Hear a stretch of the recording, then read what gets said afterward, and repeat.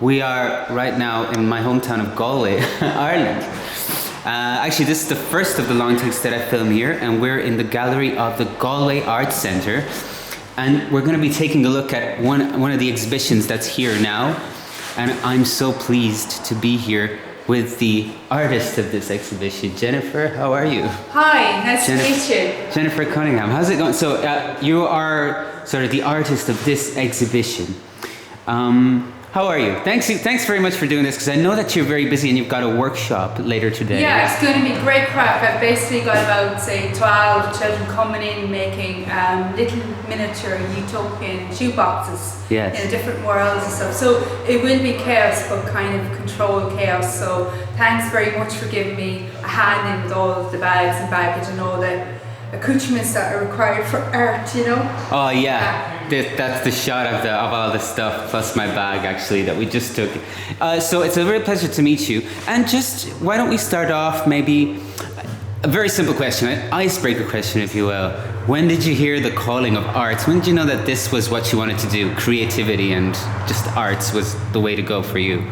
I think from a very early age. My grandmother was an artist. She painted and she sold her paintings locally in Brown Thomas or moons up the way. Many Galwegians will know that.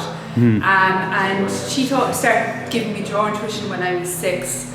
My mum is also an artist as well, and I sold my first painting when I was only 8 for 20 pence and promptly went down the road and bought sweets with the money. So yeah, it was a typical kind of Connemara cottage scene, with your mountains and clouds in the background, and I'm sure I was pure delighted because 20p was worth a lot of money back in those days. Oh yeah, you could buy a chomp with it, no? You could buy, what could you buy with it? Meanies, you could buy a drink, and you could buy a chomp. I wonder if they still sell. In Ireland, so the time he went a long way. You're right. Yeah. But your mother is an artist as well. Yes. And so was she sort of an influencer and inspiration for you? She would have been. She would have been very crafty growing up, and was made a lot of her clothes and knitted jumpers for all of her family because I suppose in the 80s Ireland. She felt there wasn't really bright clothes for children, so she used to buy bright red cord and make us, pants out of it and stuff. She didn't practice full time as an artist really for many years. She kind of put it on the side, on the back burner for a long time, and I was always kind of trying to get her to paint and to draw, but she didn't really have the confidence. And then I started to set up art classes in Newcastle and Galway. She decided to partake in them, to do some drawing, and then she decided to do a portfolio preparation course with me because I would have normally taught portfolio preparation in INDT, a college in Dublin, for years. I have to say it's very interesting teaching your own mum. Usually it might, I've only heard people that might have had, been the other way around, just their mothers or their father teaching them, or grandfather. The role reversal was kind of interesting. Yes. An interesting dynamic for us, and we did end up, one day I got her to draw a thistle, and she highly objected to it, and she went out the shop in a strop, Yes. But fair play to her, she got her portfolio together and she went off to art college and she completed a 6-year degree program. Yes. Recently. Now I have talked I've talked to artists about their beginnings in the art world, and one thing that always pops up for some reason, and I understand it because it happened to me too, is that whenever someone decides or make that decision to embark in an art career or a similar sort of a creative career, they can, and they communicate that choice to their parents. Yeah. They go like, well, I don't know, there's a little concern. But was the fact that your mother was such an artsy person, she was an artist herself? I think she knew it was the right path for me. Right. I did get a little bit of concern from relatives, like my aunt is a good photographer in London, and she knows just how difficult the life of an artist was, and I suppose there is that kind of phony kind of thing, because I mean, I'll be honest, I'm not sure if I'd want my own daughter being an artist, because it is a difficult life path to take. People say all the time, oh, it must be so relaxing being an artist, but I have to say it's actually the reverse, because you're constantly on and you've got no real work-life boundaries. You know, I mean, sometimes I feel like I can't even go for a walk in the woods without feeling guilty, like I should be in the studio, you know? Yes, I totally get that. So I did have a little bit of concern, but also a hell of a lot of support.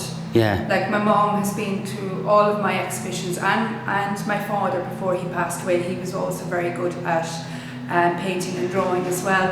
And all my family were, but you know, so it was kind of like a dualistic thing, that there was both kind of going on. You know? Interesting word you used there, a sense of guilt. That's another thing I think that artists can understand what you mean, or people who just, you know, actually are somehow connected to the art world. Something that isn't really talked about so much, I guess. This sense of guilt that you might feel, the staying up all night sometimes to just meet deadlines, or just because, you know, you've got to do something. That you experience those things in your everyday life. We've got someone else coming into the bit who does not want to be filmed. Unless you want to. Do you want to be filmed? Because we're all about. And what is it? That's the face for radio. So it's a one take. This is a one take. It's a long take, yeah, and we don't stop the camera. But if you want to ask something, go ahead. And I won't film you. You can stay behind the camera too. I was just saying congrats on the thing. Thank you very much. That was Brendan who said Right. congratulations to me, because I saw the painting yesterday. Congratulations. Brendan here has been hugely helpful, just with, say, working, Yes. you know, just sorting out bits and pieces, you know. Well, congratulations. I'll tell you congratulations as well. Well, why don't we just start talking about this exhibition? But first, kind of like just to get into that, do you find, I mean, this could be a horrible question, but as an artist, do you have any pet themes that you like to explore, and or that you've noticed, even subconsciously or consciously, that you keep going back to, you know, when you're doing works of art or something? Yeah, like I suppose, I do have reoccurring themes in my own work. My own actual childhood has hugely shaped me as an artist. I grew up in a council estate in Galway, and you know, I can show you some of the work at a later stage. I have an actual piece over there. I also grew up in Rackham Flats as well, so I have this sort of strange aesthetic, you know, that people think that these urban environments can sometimes be perceived as being quite ugly, whereas I actually really find them quite beautiful, because I spent my early childhood years there. So for me, these austere places, they're kind of home. And then as well, of course, I have a reoccurring theme of childhood, which is a thread that flows throughout my own artistic practice as well. And maybe I'm actually revisiting my own childhood in part of the work. are you trying to understand it, or is it just? There's probably a degree of processing going on, but I actually find that people sometimes connect as well, and it's important for me as a visual artist to communicate a message. Like, say for example, this piece behind you here. Like, the girl, she's kind of like, she's lost in thought, and she's got this kind of, you know, she's neither happy nor sad expression on her face, and she's in this kind of magical landscape. Yes. Yeah. Well, this piece is called In the Sun That Is Young Once Only, so it's kind of like about the transient nature of childhood. Yeah. Well, all right. So, first of all, before we get into the specifics, actually, what is the exhibition called? It's called Between Worlds. Right. Yeah. Between Worlds. And so, if you were to introduce it to anyone, how would you sort of do that? Like in terms of. Well, I suppose Aisling, who's the director of the festival over there, she approached me. I had a solo show in 2018 in the Galway International Arts Festival, and I suppose a lot of people came to see it. I got quite a lot of exposure. About 30,000 people came to see the exhibition. Like, it's like 5,000 people coming in one day. So that was kind of mental. was like getting married every day for 2 weeks. But yeah, it was kind of strange. I love that. Yeah, but Aisling, I'm just happy to get chatting to Aisling.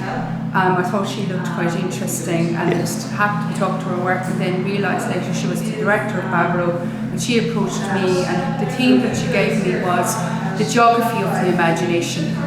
Right. Yeah, The so geography. the geography of the imagination. Okay. Right. So and so you. a show that explores the geography of the imagination. So that's how I kind of came up with the idea of between worlds, because it's this kind of ambiguous kind of space. The worlds here, so worlds in the title of that exhibition can mean many different things in a way. Can, yeah. You know, and when I was giving the school tours earlier, this week, like I was asking the children how would they, using their imagination, what way did they actually use their imaginations, and they came up with many different answers. You know, so I suppose when you're using your imagination, you're kind of bringing yourself into a different world. Yes, right. The world, yeah, exactly. And you in this exhibition reach back to your childhood. Yes, that's a world to you as well. That is a world that you go back to. Yeah, it's a world that I'd constantly revisit within my own work. Yes, you know? And in this exhibition you work with different materials. You don't just have the paintings, but you also have, the we have this kind of like little, this kind of little miniature world here.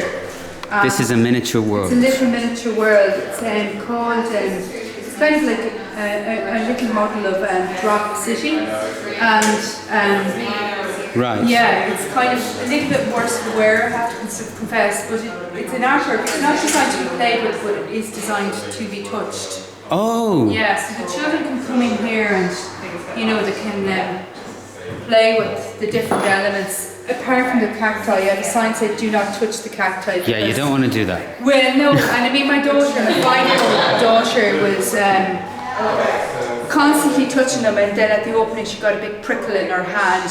But I do kind of want the cacti to sort of survive. I would feel a little bit guilty if I sacrificed them to make an art piece. You really, yeah. Well, yeah. Yes, it's true.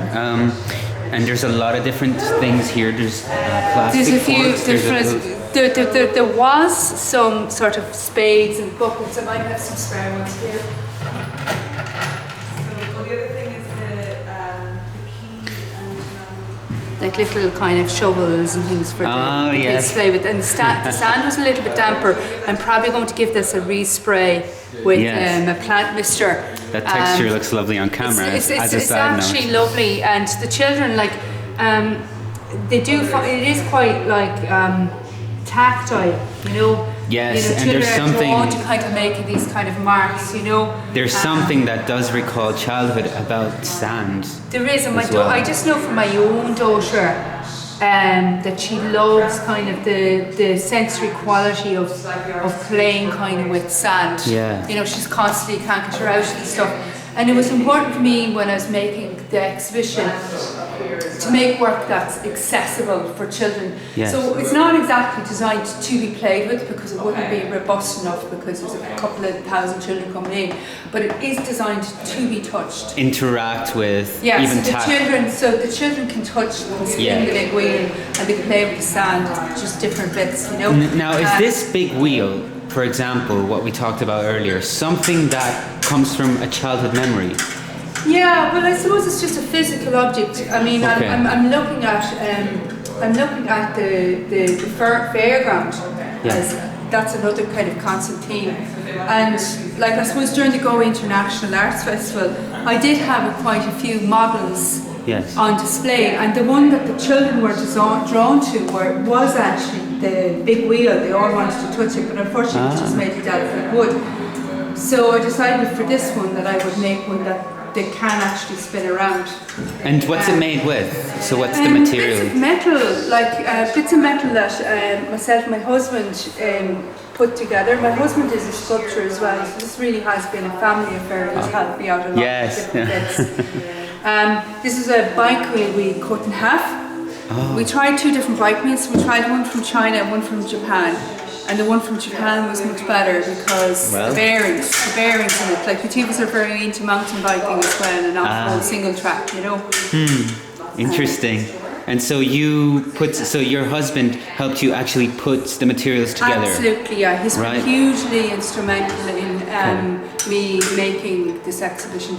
And he's an artist himself? He's a sculptor himself. And you see, we would often, sometimes, we would work together. We've actually exhibited work together in the Royal Hibernian Academy, initially Yeah. called Videos Kill the Radio Star. Wow.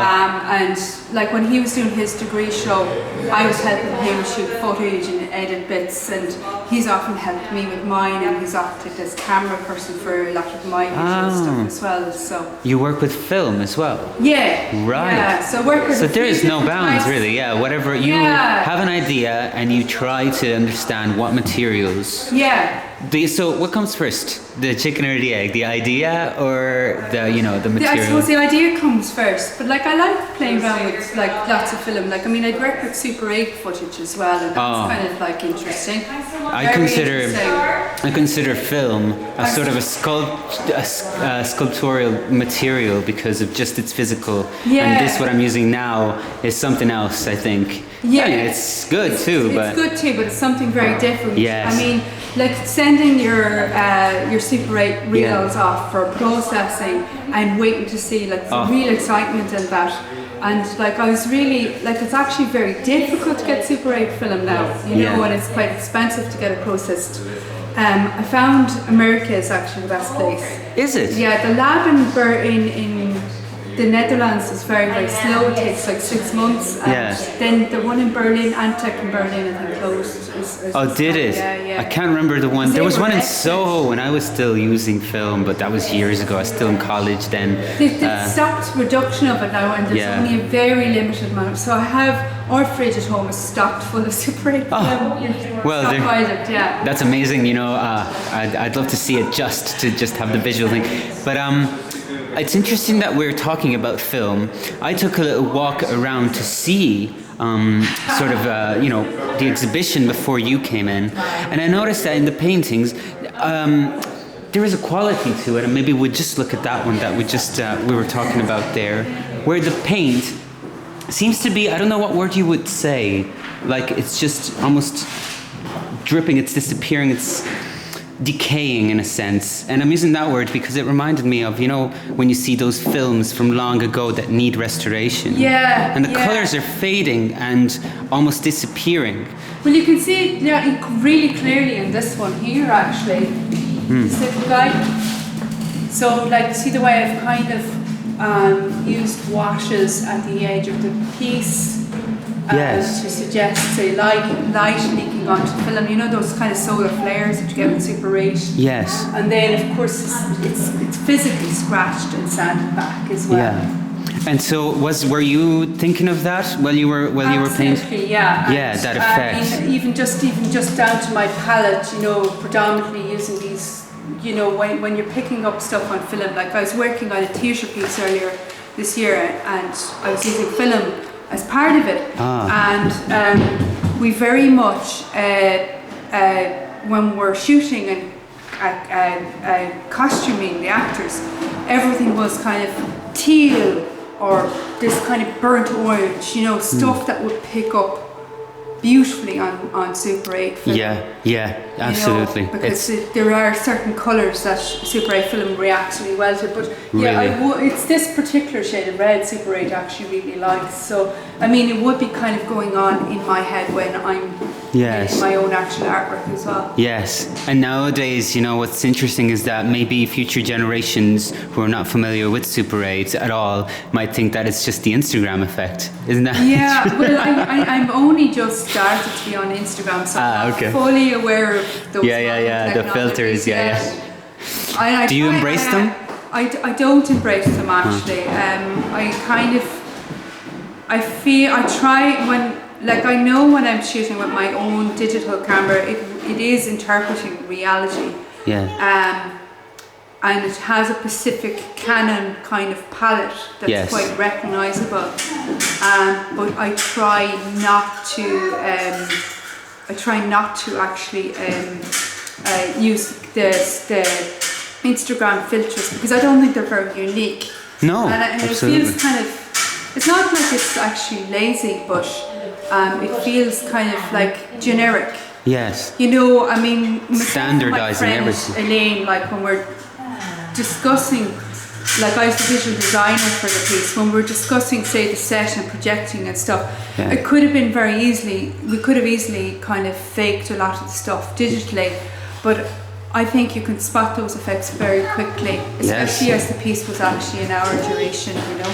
I think so too, absolutely. I mean, it's fine if it's something that's like 30 seconds, you get Yeah. away with it, but then, you know, it's just like even stuff like the lines, the scratch, Yeah. the artificial scratches going across the screen, they actually start to repeat themselves after a while. Yes, yes. Yeah. I miss all that, you know, and I didn't even live when that stuff was, I mean, I feel like when I started getting creative, digital was already out there. Yeah. And so I didn't really get to use that analog, Yeah. but I remember that it was more of an event, I think, handling film and all of these different real materials. Like my early years as an artist back in, like I graduated from art school back in 1999, and that's all there was really. You know? Right, yes. I mean, it was all tape, it was all digital. I mean, it was all film, and like photography would influence a lot of my own actual artwork. Yeah. So, I mean, you'd be taking photographs and Yes. either developing them yourself in the darkroom or Amazing. yeah, it's like I learned how to do that, but it's like I did that for years. It's Yeah. a weird form of alchemy, you know. It's really Ah. difficult seeing your image kind of emerge. Nothing from like it, trends. yeah. Or then they come back from the pharmacist, Yes. and you have your 24 pictures. Yeah. Like, I mean, I think that our way of understanding digital worlds nowadays is entirely different. Yeah. Can I ask you then how, I mean, is it similar to the way in which you paint? I mean, I'm saying paint, but you're also, I see, using maybe pencils, pastels. What did you use to make, for example, that work? I suppose It's a lot of texture. there's a lot of texture, so they'll be layered up with acrylic paint. It's probably better if I maybe talk to you Yeah. over one of these ones right here. Sure. It's great to document other works as well. Like, so you can kind of see the process a little bit more clearly in these ones because they're less worked up. Yes. And yeah, it's an interesting process for me because I originally was an etcher, a printmaker, and again, my work was kind of the lines were quite tight. I was quite controlled, and there was that chance element of surprise that's similar to, say, your film-based work. Yes. So when I started to paint, I approached it in a very different way. I layered the work up, and I was trying to explore different ways of producing marks.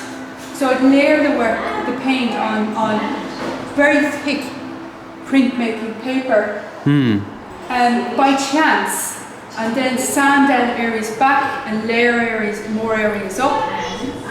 Using acrylic, it looks like watercolor, but it's actually acrylic because you can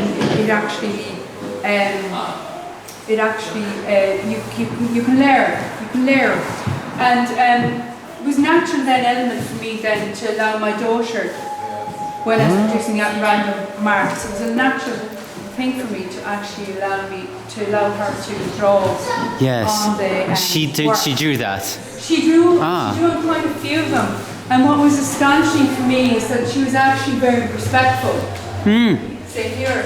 Yes. And these are her first recognizable marks as a human being. So you are documenting her her process. drawing process. See, that's another layer to it as well, right? It's And then I would have drawn back over. So we were really collaborating. So I suppose the exhibition itself was really very much a kind of family affair, with my husband helping me and my daughter as well. Yeah. There's one over here actually, while we're on topic, I might Sure. show you. absolutely. It's good to, you know. This one here. Yes. I think this is my favourite drawing of Emily so far. Yes. I just love the three T-Rexes sneaking out of the cinema, all holding flowers. There's a sense of perspective. She has it's three-dimensional, Yeah, which is really fascinating. Because Yeah. usually, I think I just drew in 2 dimensions. and this is supposed So to be now- a portrait of me. Look at my beautiful eyes. Yes, And this is her. So this is Mammy and baby up in the sky. that's great. And it's kind of it's kind of that sort of sense of history. Yes. Because this is actually an old cinema in Galway called the Astoria, or else otherwise known as the Clana Palace. And I didn't go to the cinema very much as a child. I can try and count in one hand the amount of times I went. But 2 things I did go and see was Jurassic Park and the Galway Film Class. So I used to pay my €2 to go in for my shorts on Sunday morning. You can see 30 films, so it's great value for money, and all quite short actually. So if you didn't Yeah. like it, you could kind of go on to the next piece Yes. and see something interesting in there. Well, And those first film flags, they were called telling stories. And I'm kind of making out that Jurassic Park was shown at the Galway Film Flag, which isn't true at all, but it's kind of my own constructed memory. and you know? that place doesn't exist anymore. It doesn't exist anymore, so I suppose it's kind of nice to be documenting these kind of past Yes. spaces, you know. Because you mentioned a lot of the things in these paintings actually did exist. Oh, yeah, And there's a yeah. recurring one that is more visible in there. Where does that come from? Does that come from your memory? This was from Colorado. Right. So this is a really interesting place because as part of my research, I was researching Buckminster Fuller, and he was like a utopian scientist from the 1930s, and he had a lot of his theories are still in use today, but he popularized the geodesic dome as a structure. He got his ideas from like animal cells, and he was trying to make something that was very strong, Yes. but also kind of quite organic. And so he came up with all these models for living, and then a group of hippies from the 1960s, I think they were in New York City, they kind of got very tired of mainstream society. They bought a plot of land in Colorado in a kind of desert-like area that you see that I've recreated here. Yes. And on the deeds of the land, they said it's belonged to everyone. It's a place for everyone to live. And they created about 20 of these domes to live in. And Yes. you go to local scrapyards and get car tops and fuse them together. So it's actually a very economical way of living, where they're recycling and stuff. And oftentimes the scrap merchants used to give them the car tops for free, just to laugh at the hippies hacking them out. You know? But this was a utopian space for Right. a period of time. It was egalitarian. There was no hierarchical structure in it. And then utopia as an idea, by its very nature, can't be permanent. So they had a festival called the Joy Festival. Drugs came in, things quickly went downhill, and the Hells Angels moved in, and the people who sort of set up, they kind of just got the hell out of there, and then the place became quite derelict quite quickly. Right. So it is a concept that also reflects what you're trying to achieve with this Kind exhibition. of, yeah. I mean, I like this piece here because it's this is Drop City, and she's just these are where she's living. Yeah. And it's just like a washing line. So it's just this very domestic, ordinary area. Given that childhood and memory is sort of a central theme then, and you mentioned utopia, do you see childhood as a potential utopia? Because we know From an adult perspective, childhood is actually a very utopian. It's a utopia. We look back on our childhood typically with nostalgia, and it is sort of we as adults we view it in a very interesting light, because we view it with rose-tinted lenses. I suppose I'm sort of viewing that like I have a piece over there where, sorry. Which we will end it on, yes. Yeah. The film piece you're talking about. No, I'm talking about this one. Oh, okay, yes.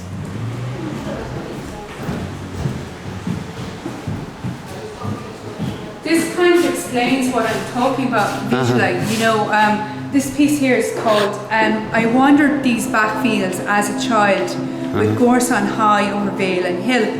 And it's about my own sort of childhood, but I'm looking back at, you know, these backfields filled with gorse. You know, and you'd wander through these kind of sheep paths on a very hot day, and you know, the gorse would smell wonderful. It would smell like coconut actually, and it was a real liminal sort of space for me to play in, and it was interesting because, you know, we used to build and construct dens, and for us these dens were magical places, but for adults looking at them they would just see a kind of a heap of junk. And I suppose I'm sort of referencing the Romantic poets when I'm making this work, because they were one of the first to view the child as a separate entity. Like up until the 18th century, like you had babies in arms or in swaddling clothes, or you had miniature adults. There was no kind of in between. The child wasn't seen as something separate, something unique, you know, with a unique imagination. And so that's why I'm paying homage to, like, say, Wordsworth. The title is obviously derivative of, like, I wandered lonely as a cloud, close and high over vale and hill. And I've referenced other poets in the exhibition as well, like Dylan Thomas and Fern Hill. You know, so the piece we were first looking at was called In the Sun That Is Young Only and The Lamb White Days. So yes, so the poetry, isn't it? There's a timelessness to this piece as well, not just with the sepia tone sort of, well, I mean, it recalls that, but just in general, I mean, it could almost have a biblical reading. I don't know if that's thinking too much, but it's almost like Lot's wife sort of imagery, you know, you feel like. Never look back, kind of, with the soul. There's a sense of that just because of the expression on the young girl's, you know, face. There's is it nostalgia, melancholic as well? Nostalgia is by its very nature kind of two emotions. It's kind of a sense of contentment, from what I understand, and happiness and rose-tinted. But there's also an air of sadness going on as well. Oh yeah. It's kind of like a German word, and I don't know if I'm going to say it right, but I think it's called Sehnsucht. It could be, yeah. I studied German for 3 years, but no chance. I can't help you. The Sehnsucht is kind of, I suppose, that word sums up what I'm trying to do. You know, where something is both happy and sad at the same time. Interesting. You know, it's kind of this sort of longing or yearning. Yeah. Within the work. That's interesting.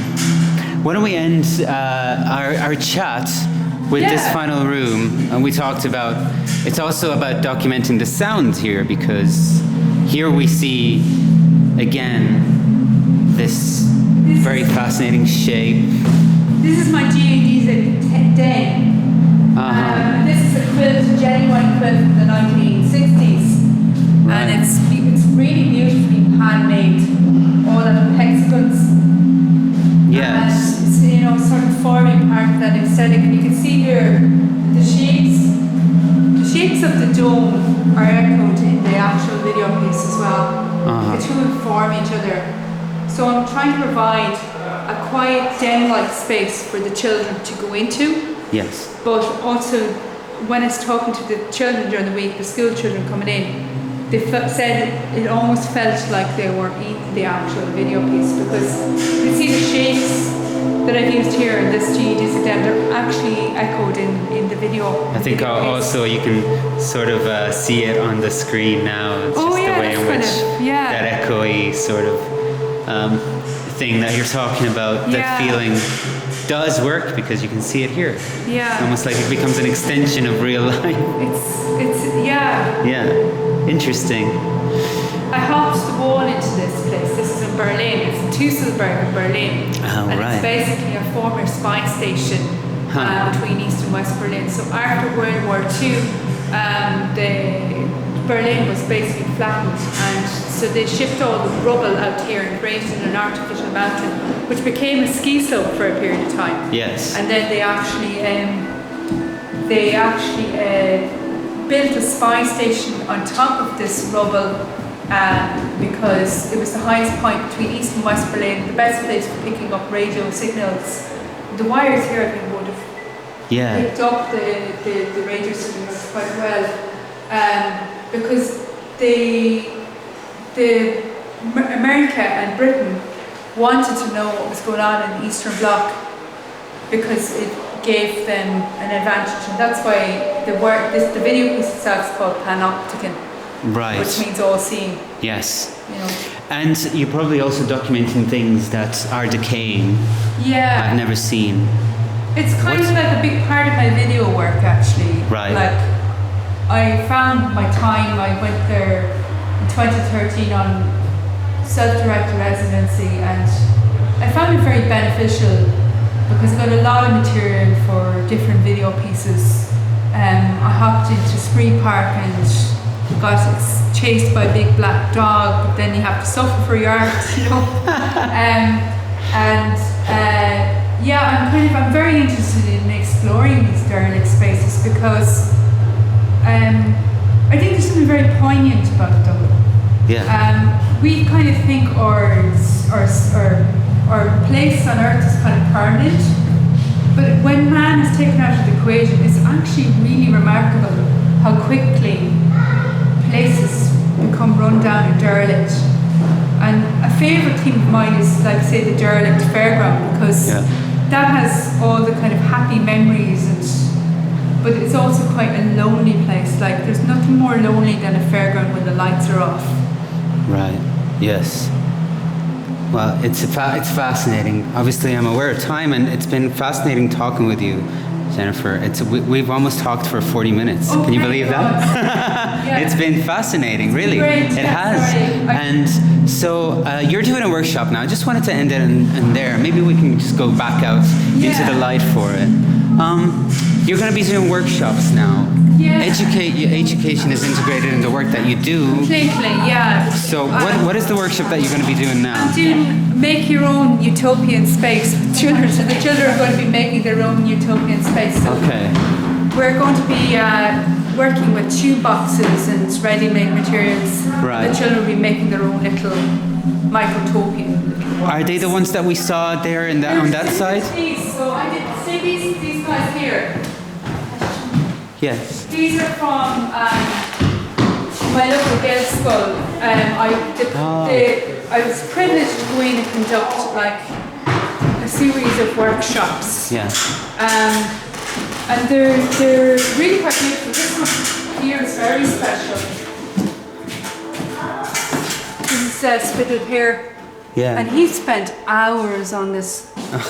Like literally hours. It looks great. He put so much work into it. It's really wonderful. I was quite shocked when I came in because he was at it all weekend, and he really got into it. You know. Yeah. See the way he's even sacrificed one of his little cars here. And that's there you go. That's another Yeah. interesting word there. Sacrifice. I guess we sort of mentioned it at the start of the interview as well. Art is also This is sacrifice. wonderful here as well. Yeah. This little, I know. She's even gone to the effort of like. Oh, now. Let's see. Come on. Hopefully this will work. Little music box.